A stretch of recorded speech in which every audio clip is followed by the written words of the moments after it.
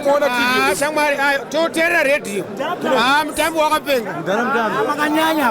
Machezo besira machezo ramunoro ari. Ramba makarova.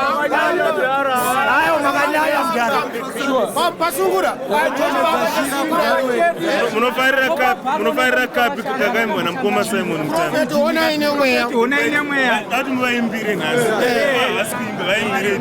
Zimwe dzatodza ngoro dzako dzinonanga padivi. Zimwe dzatodza ngoro dzenyu dzinonanga pabera. Prophet ona ino mweya. Mukaona neziso muchatinyepera.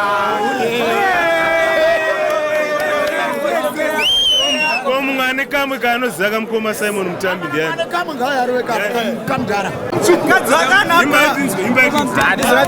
Mukadzakanaka anobva kuna Mwari.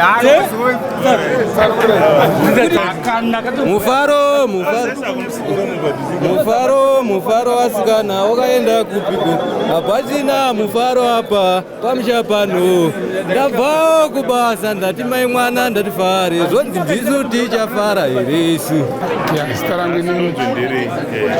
Zita rangu ini ndonzi Simon Mutambi. Ndauyawo nhasi kuzoona vakomana vakasungwa nevasikana vari muprison.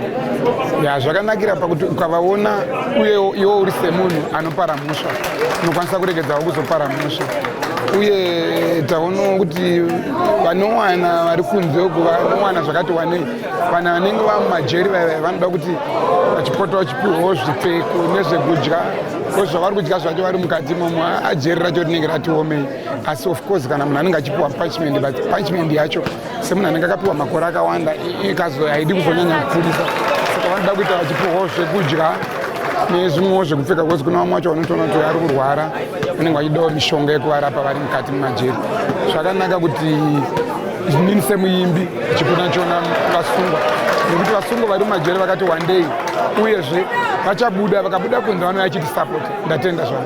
Asi chinoitika ndechekuti umwe wacho anogona kupfika jeri arinzwa here jeri rapinda here maari kuti adzoka ave right because anogona kudzoka futi atowesi because havasi vese vatichahwina vatanzwa kuti panapa pane 2.7 vasungwa havasi vese 2.7 vatichahwina kuti vachadzoka vaine tsika dzakanaka. Vamwe vacho vanotodzoka jeri racho ratova hardened but akadzoka aine huni sitomutambira tichimuda asi tongokumbirisa kuti vese vari mujeri ngavadzoke vanhu chaivo vatinokwanisa kugara navo musociety.